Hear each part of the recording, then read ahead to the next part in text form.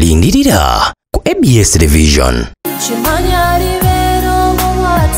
Tosubwa ekitibwa ky'amaka ku Sunday n'omuweereza Evelyn Mayanja okuva ku ssaawa 9 paka ssaawa 10 mugenda okukuleeterera ebirungi by'otayinza kukkiriza.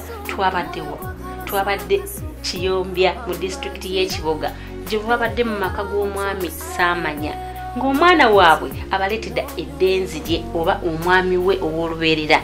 Omwami yabadde Sam Malo yasanyuse nnyo olubbanga ddene lyamaze nga omukyala amulindirizza ebbanga ddene n'agamba kankukubeko emmotoka kapyata. Bankubyeko emmotoka kapyata.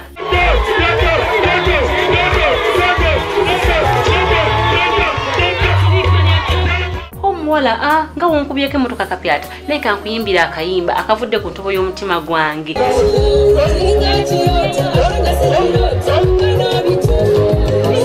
Tosubwa byonna bisange mu program ekitiibwa ky'amaka Evelyn Mayanja ku Sunday okuva ku ssaawa 9 paka ssaawa 10. Tosubwa.